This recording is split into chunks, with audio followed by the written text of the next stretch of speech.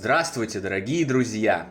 Приветствую вас на новой лекции канала «Жизнь после жизни есть, я знаю», который посвящен доказательствам жизни после смерти и устройству потустороннего мира, куда каждый из нас попадает по завершении своего земного пути, где и воссоединяется с ранее усопшими родными и любимыми и продолжает бесконечное путешествие по нашей прекрасной и удивительной Вселенной.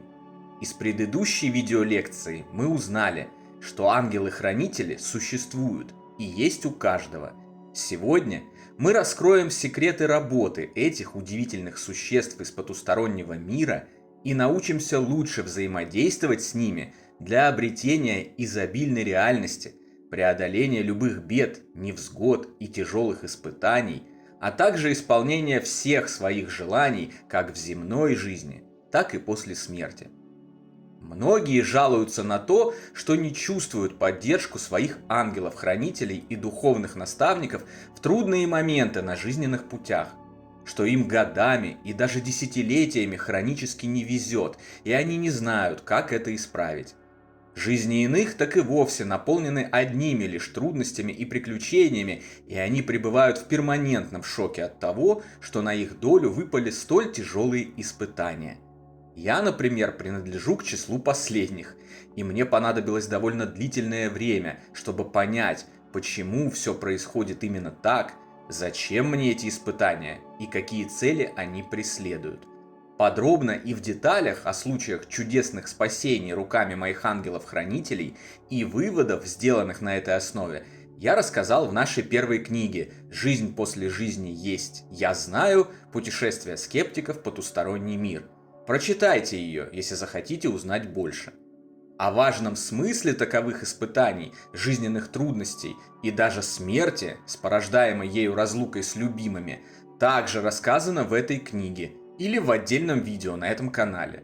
Вы найдете его, если посмотрите весь наш обширный и совершенно бесплатный потусторонний курс целиком. Ссылка на него находится в описании видео. Обобщенная информация, сформированная за тысячелетия изучения потустороннего мира, говорит о том, что такого явления, как отсутствие помощи от наших ангелов-хранителей или духовных наставников, не существует. Вот так просто.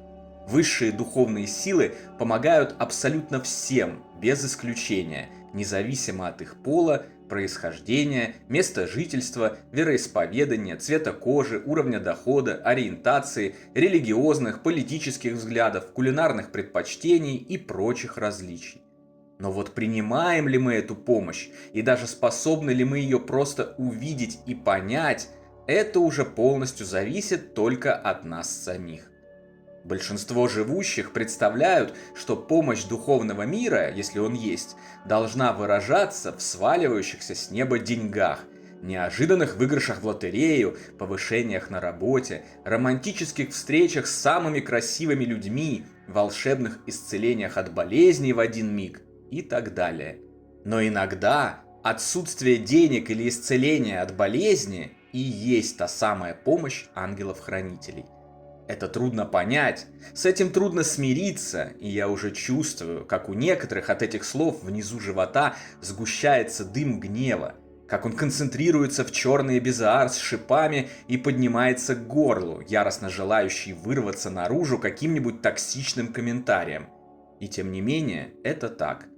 Иногда тяжелые испытания – это лучшая помощь, которая только может быть оказана, так как страдания и борьба за избавление от них меняют человека к лучшему, делают его сильнее и эффективно подготавливают к жизни после смерти его биологического тела, а также на следующих этапах его вечной жизни как бессмертного духовного существа, призванного творить добро, строить большую разумную вселенную и все время прогрессировать в своем развитии к лучшему.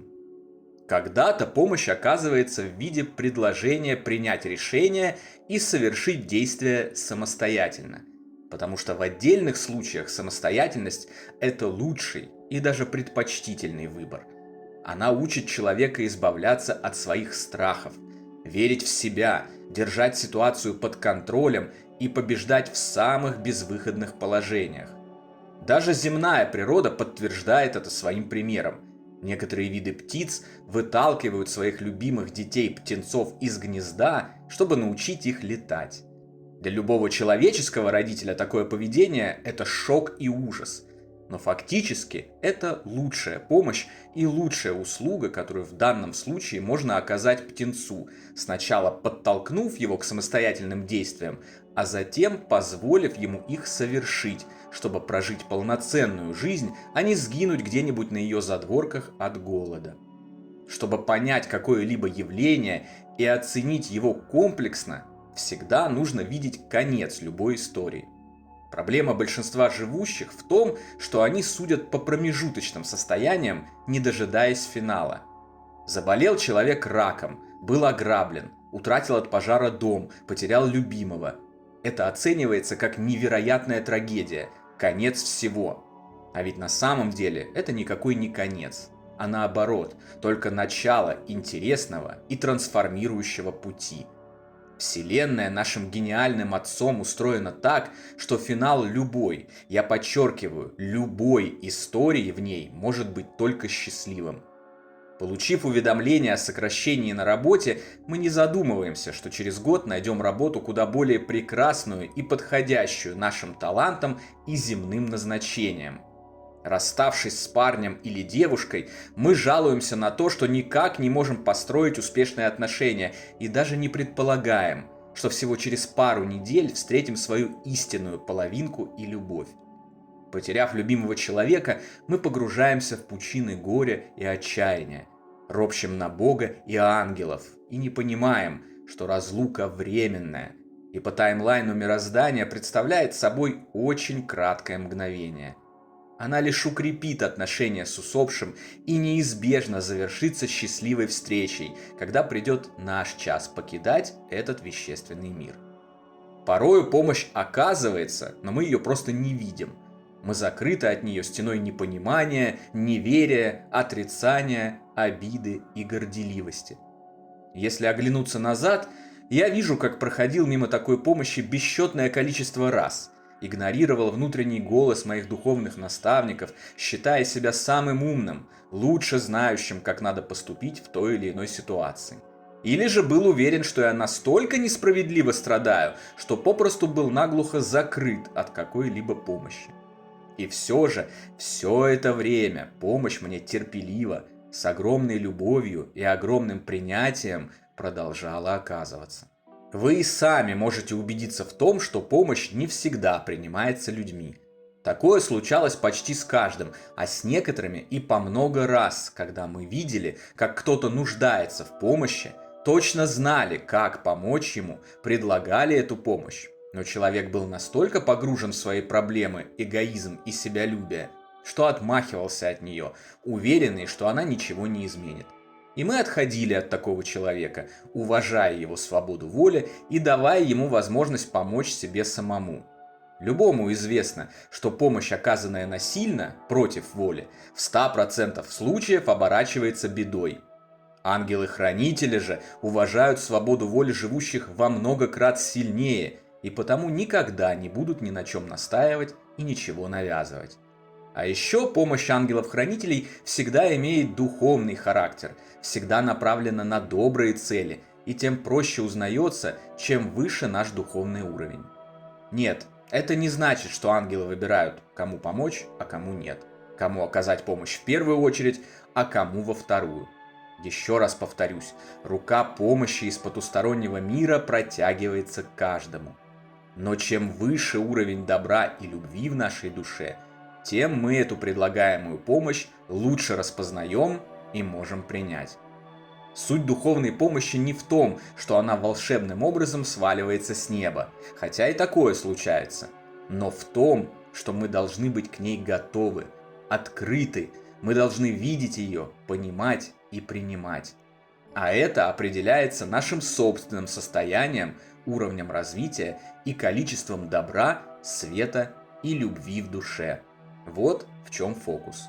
Именно через понимание этого и можно легко и просто исправить свое хроническое невезение, ну или то, что по неразумению им кажется. Ангелы-хранители и духовные наставники никогда не отворачиваются от нас, не перестают работать и предлагать нам помощь. Ни от кого, даже от тех, кто в них не верит или обвиняет их во всех своих бедах, даже от тех, кто творит зло по неведению и неразумению, даже от самых злых и почти безнадежных людей, души которых переполнены ненавистью, завистью и тьмой. Помните об этом, внимательно наблюдайте за происходящими вокруг событиями и приходящими знаками. Слушайте свой внутренний голос и расширяйте взаимодействие с ним. Учитесь распознавать предлагаемую помощь и принимать ее. Благодарите своих духовных наставников и их земных посланников, через посредство которых они и оказывают помощь. Искренняя благодарность – это одна из форм проявления любви. Уверенно встаньте на путь добра и света обеими ногами. Отриньте жалобы, обиды, слезы, роптания. Перестаньте наматывать сопли на кулак, когда сталкиваетесь с неприятностью или даже бедой. Принимайте любой вызов, любое испытание, любую проблему с благодарностью, как бесценный опыт, как возможность к росту, развитию, изменению к лучшему, и увидите, какие бездны поддержки, заботы и любви свыше это отверзнет перед вами. Насколько легче и приятнее станет жить, как много того, что люди привыкли называть чудесами, начнет происходить, и сколько ваших желаний будет легко, словно по мановению волшебной палочки Гарри Поттера, воплощаться. Это и есть самый главный и такой простой, доступный абсолютно всем без исключения секрет ангелов-хранителей, позволяющий обрести самую лучшую и изобильную реальность, как еще здесь, при жизни на Земле, так и после ее завершения в нашем общем, великолепном и замечательном духовном доме. Завершить же данную лекцию хочу прекрасной старинной притчей, подтверждающей все мной сказанное. Один очень сильно верующий религиозный человек потерпел кораблекрушение. Выброшенный в открытое море, зацепившись за обломок корабля, он взмолился Господу Богу о спасении и стал ждать, когда эта помощь придет. Через некоторое время мимо него проплывал корабль. Моряки бросили терпящему бедствие спасательный круг, но он отказался от него. «Я жду, когда появится Бог и спасет меня», — сказал он удивленным морякам и продолжил барахтаться на волнах. На следующий день мимо него проплывал другой корабль, и снова он отказался от помощи, уверенный, что с минуту на минуту с неба должен явиться Господь в сияющих одеждах и поднять его из воды. На третий день появился еще один корабль, но и он не смог помочь тому человеку. Он продолжал ждать появления Господа. Вскоре он утонул. Встав перед Богом, человек раздосадованно спросил его: «Как же так, Господь? Я так в Тебя верил, всю жизнь Тебе молился и возносил почести, отказывал себе во всем ради Тебя, учил других Твоим заповедям, и что? Почему Ты не спас меня, когда я так нуждался в Тебе?» Господь улыбнулся. «В смысле не спас? Я целых 3 раза посылал тебе корабли на спасение, но ты отказался от их помощи и предпочел утонуть. Это твое решение, и я его уважаю». На сегодня это все, дорогие друзья. На следующей лекции мы подробно разберем понятие родственной души, узнаем, что оно означает, откуда эти самые родственные души берутся, а также поймем, как встретить истинно родственную душу на просторах нашего непростого и порою невыносимого материального мира. Встречаемся, как обычно, здесь же, на нашем канале, послезавтра. Всего вам самого лучшего, прекрасного и замечательного.